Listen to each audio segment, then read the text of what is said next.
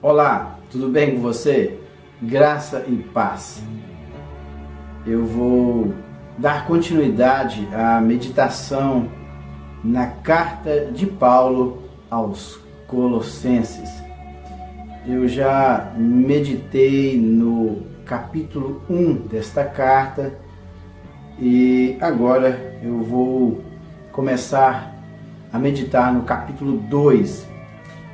E a minha meditação vai começar a partir do versículo 4, porque o versículo 1, 2 e 3 deste capítulo eu já meditei no vídeo anterior, que a linha de raciocínio da carta de Paulo, ela termina no versículo 3.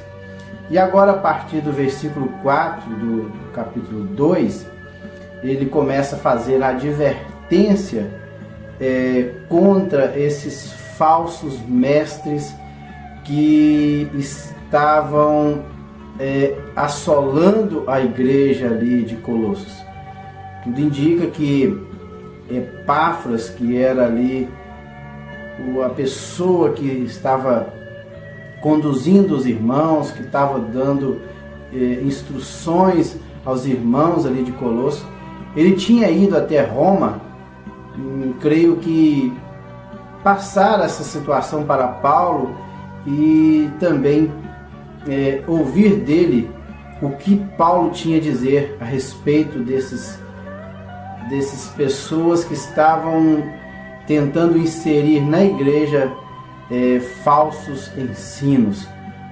E aqui Paulo, na sua carta, ele começa a sua advertência contra os falsos ensinos. O que estava acontecendo na igreja ali de Colossos é que os gnósticos, eles estavam querendo colocar na igreja a sua filosofia, os seus pensamentos. Os gnósticos, eles acreditavam que a natureza humana, ela é dualista, ou seja, corpo e alma. O corpo, ele tem a sua natureza má, ele não presta, e a alma humana é a parte boa do corpo, e esta não pode ser corrompida. O pensamento básico dos gnósticos era isso. Então essa parte espiritual, aí vamos dizer assim, do corpo e o corpo separado. E alguns deles acreditavam nessas duas entidades separadas, que é corpo e espírito, e que o corpo, ele poderia ser entregue ao pecado. E sendo duas entidades separadas, o corpo não afetaria o espírito, porque o espírito é bom, porque o espírito veio de Deus, que é o interior do homem. E o corpo, ele poderia ser entregue ao pecado, às paixões carnais e tudo mais. Tinha outra linha de pensamento dos gnósticos, que eles acreditavam que o corpo deveria ser entregue ao asceticismo, para os mosteiros, viveram a vida monástica. Então é impressionante o pensamento desses gnósticos. Tinha também os judeus, os judaizantes, alguns deles habitavam ali em Colossos, então a igreja estava assim, vivendo um momento crítico. E Paulo, ele envia uma carta, e agora no capítulo 2 ele manda a sua advertência. Ele começa assim: eu lhes digo isso para que ninguém os engane. Olha só, ele já começa advertindo. Eu lhe digo isso para que ninguém os engane com argumentos. Argumentos são pensamento, uma discussão, uma linha de pensamento que só parecem convincente, que tenta convencer, só uma aparência, um argumento que tem somente aparência. porque embora esteja fisicamente longe de vocês, em espírito estou presente e me alegro de ver como estão vivendo em ordem e como está firme a fé que vocês têm em Cristo. Olha, eu como participante do corpo de Cristo, como o corpo é a igreja, Cristo é o cabeça, e em espírito eu estou com vocês, porque eu também faço parte do corpo de Cristo. Ele diz aqui que eles estavam firmes na fé em Cristo. Portanto, assim como vocês receberam Cristo Jesus, continuem a viver nele. Então, não abra mão do viver em Cristo. Ainda que os argumentos destes homens parecem convincentes, mas não abra mão do viver em Cristo.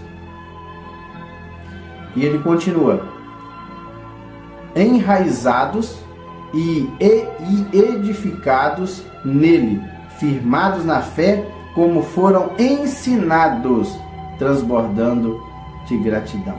Então, ele usa duas palavras aqui, ou melhor, três palavras: enraizados, edificados e firmados. O enraizados aqui ele traz uma ideia de uma árvore plantada, em que a raiz desta árvore, ela, além de prover nutrientes para toda a sua estrutura, ela ainda dá firmeza para uma árvore. E depois ele fala sobre edificados. Edificado é uma construção, construídos. E depois ele fala sobre firmados em quem? Nele. Então tem que estar enraizados nele, porque é de Jesus que nós tiramos toda a nossa seiva, todos os nutrientes para a nossa vida espiritual. Depois nós temos que estarmos edificados nele. Toda a nossa estrutura, toda a nossa construção de fé, ela tem que estar edificada em Cristo e firmes em quem? Nele. Na fé, nele, edificados na fé, como foram ensinados. Quem é que ensinou esses irmãos aqui de Colossenses a respeito do Evangelho de Cristo? Foi justamente Epáfras. Se você ler lá no capítulo 1, no versículo 7, diz assim: vocês o aprenderam de Epáfras, nosso amado cooperador. Então, quem ensinou o Evangelho para os irmãos foi Epáfras. Ele diz aqui, transbordando de gratidão. O versículo 8 diz assim: tenham cuidado. Novamente ele chamando a atenção dos irmãos de Colossos para ter cuidado, para que ninguém os escravize a filosofias vãs e enganosas que se fundamentam nas tradições humanas. Então ele fala que ninguém vos engane, escravizando vocês em filosofias vãs. Filosofia é um conjunto de doutrinas, conjunto de ideias. Vãs quer dizer vazio, um conjunto de ideias, um conjunto de pensamento vazio, enganoso, ele fala aqui, e enganoso, que se fundamenta em quê? Que o fundamento, o que sustenta essa doutrina, esse conjunto de pensamento, são baseados em quê? Em tradições humanas. Então isso tudo é baseado em tradições humanas, não está baseado no Evangelho de Cristo, não tem nenhum embasamento essas filosofias, até porque filosofia, a palavra filosofia é amor à sabedoria, ou, como eu já disse, conjunto de doutrinas ou de regras de uma determinada época. Então, isso aqui fala de tradições humanas.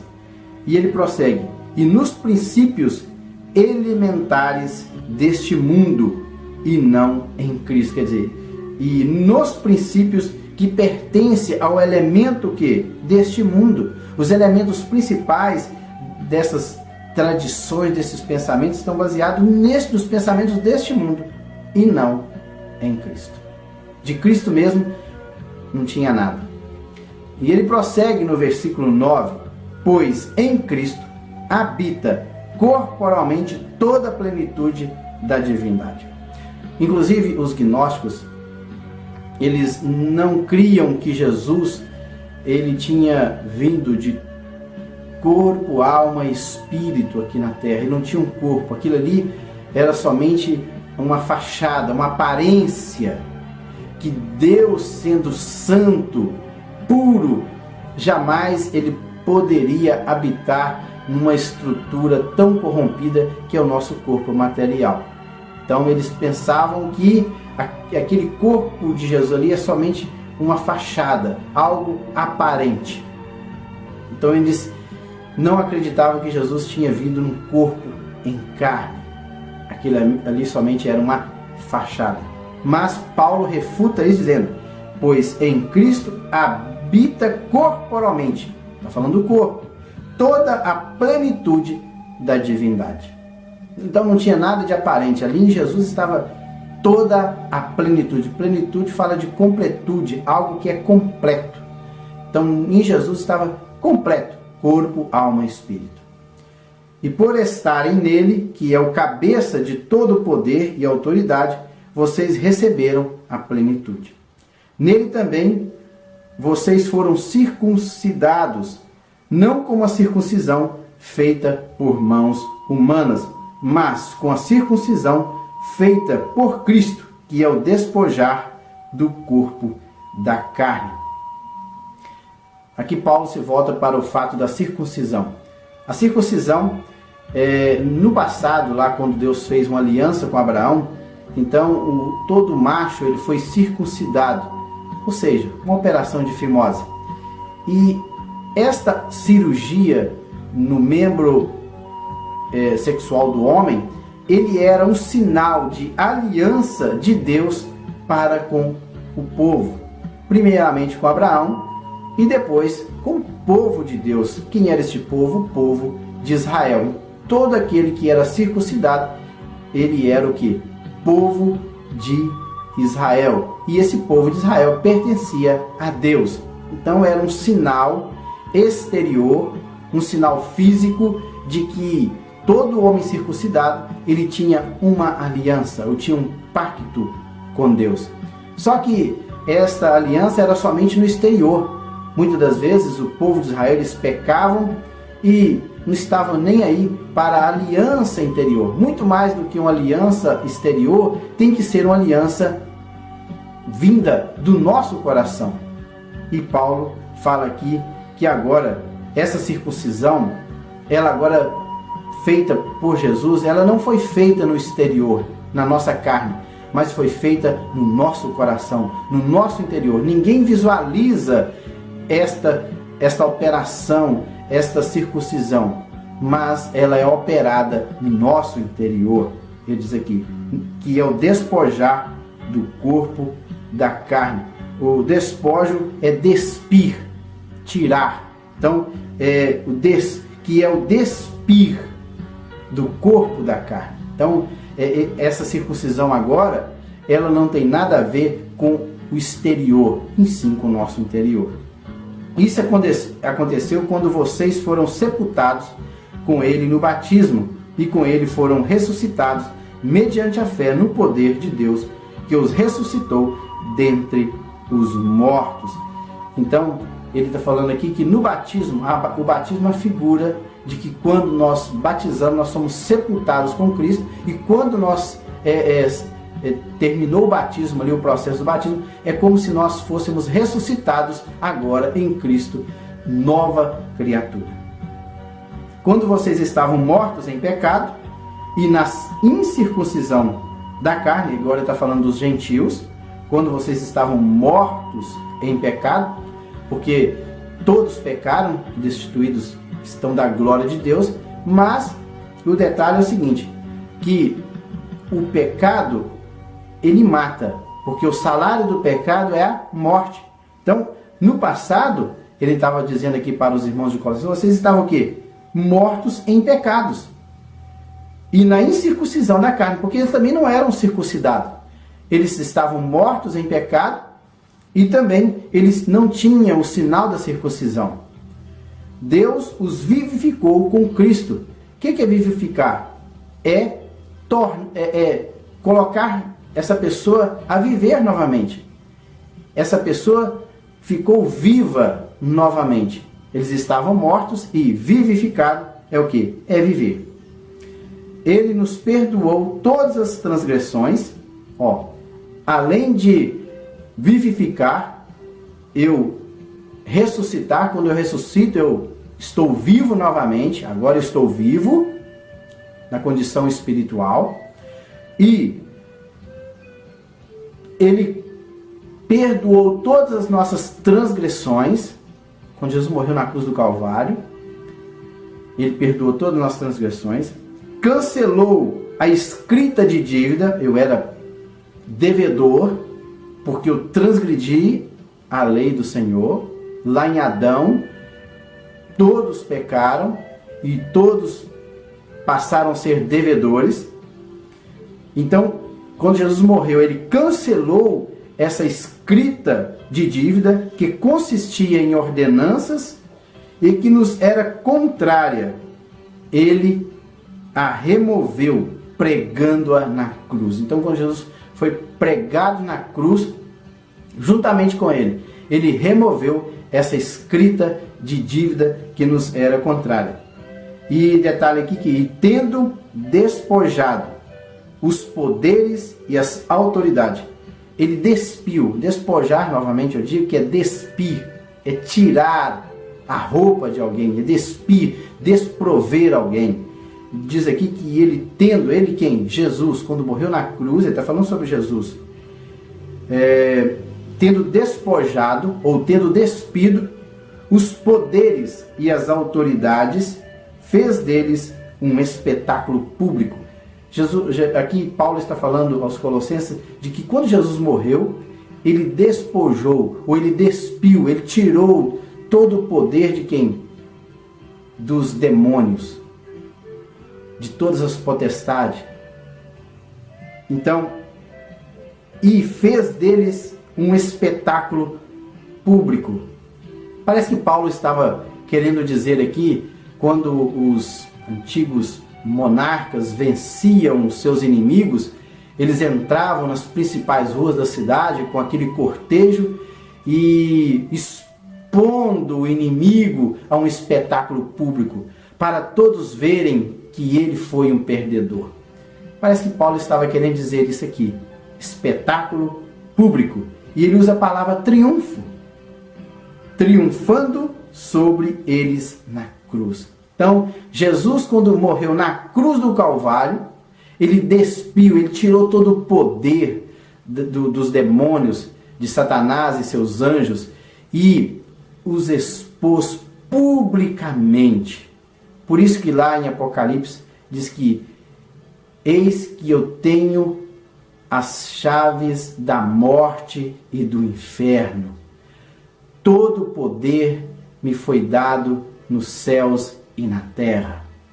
Por isso, Jesus, Ele é poderoso. Então Paulo diz, olha, não escuta esse povo aí não, esses gnósticos não. Todo o poder está nas mãos de Jesus. E no próximo vídeo, eu estarei meditando a partir do versículo 16. Fique com Deus. Até lá.